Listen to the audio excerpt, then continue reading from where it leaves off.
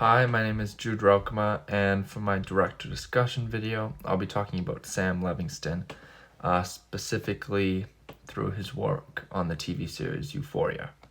For this assignment, my group and I chose Sam Levinson because of the way he portrays intense emotional experiences and the internal struggles of his characters. His style feels really personal and engaging, especially to our generation and our experiences as high school students. That's what made him the perfect fit for a short film adaptation of Hamlet.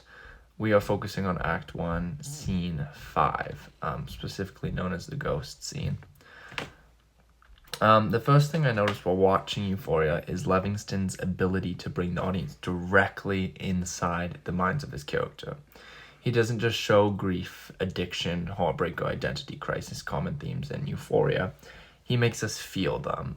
For example, Dose in season 1, the use of close-ups on her face, dilating pupils, and the iconic glitter teardrop makes her emotions unavoidable for the viewer. Watching her pain, we're experiencing it with her, which Sam Levinson does a very good job in his films. He does this through visuals, bold neon colors, distorting a dreamlike sequences, lighting that reflects the inner chaos of his characters.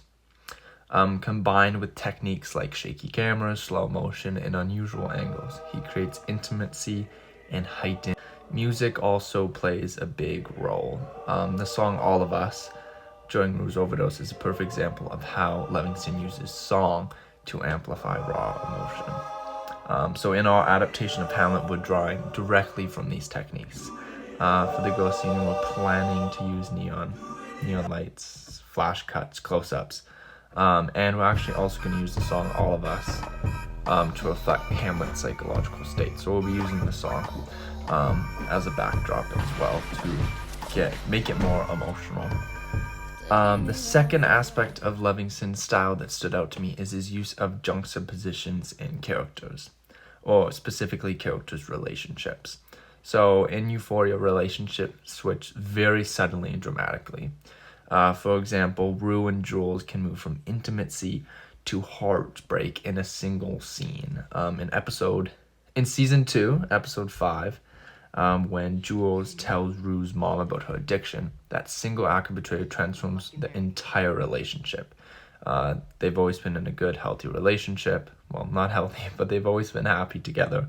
And then all of a sudden, from them being close and supportive and loving each other to Rue shouting, "Dating you was the biggest mistake of my life." I love you. No, the fuck you don't. You love being loved. You're a fucking greedy. I love you. No, you don't.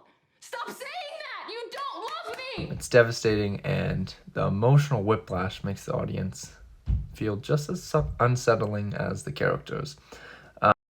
Nate and Maddie's relationship's also a really good example. One moment they're passionate, the next they're toxic and violent.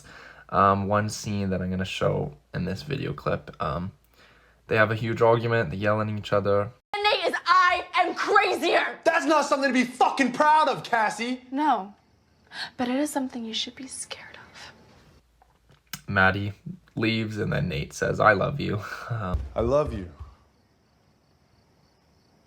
which is a little strange, how fast they switch the emotions, but it also keeps a really thing that Sam Levinson likes to do in his film that adds intensity to his film and keeps the viewer watching, because you never know what's going to happen with the characters. Are they gonna make out, or are they going to fight each other?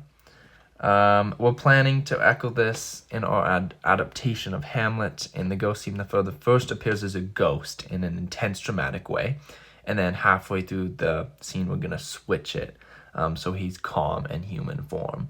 That sudden contrast mirrors Levinson's techniques and reflects how fragile and violent Hamlet's emotional world is, just like Levinson's characters. And then next, Levinson, I'll just touch on like the themes that Levinson usually explores in his topics. So Levinson usually touches on like wounds from family trauma, betrayal, or toxic relationships. That's kind of like he usually does movies specifically on that, and that connects very well to Hamlet and Hamlet's grief over his father's death, and the scene of isolation. He's very isolated. He doesn't know what he's going to do. But betrayal and corruption is also similar themes in both. Then so fucking be it. I can play the fucking villain. In Euphoria, Cassie betrays Maddie.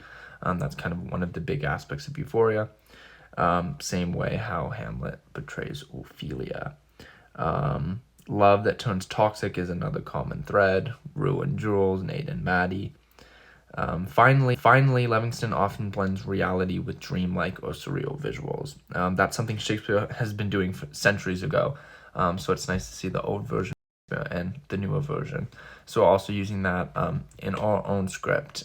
Hamlet gets high off drugs, similar to what happens in Euphoria. And that's kind of like the dream sequence that Shakespeare was getting at back then, and we're kind of modernizing it by using drugs as an example.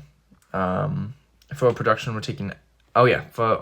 also going to take an extra step at adapting Hamlet's scene to modern setting, like a school or a bedroom. So we're doing a school and a bedroom, similar to the environments of Euphoria. So you'll see a bedroom, you'll see like a normal kitchen, going to school, which is very consistent.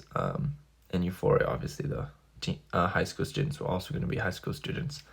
This helps us fully capture the high school experience that Sam Levinson so effectively portrays. Basically, that all sums up why Sam Levinson felt like the perfect director for a project. His ability to externalize inner emotions, his focus on violent relationships, and his themes of trauma and betrayal all line up seamlessly with Hamlet. It's actually quite crazy how similar they are. Our goal is to bring that same immersive and emotional intense style in our adaptation. Thank you for watching. I hope you enjoyed, and I hope you enjoyed the film.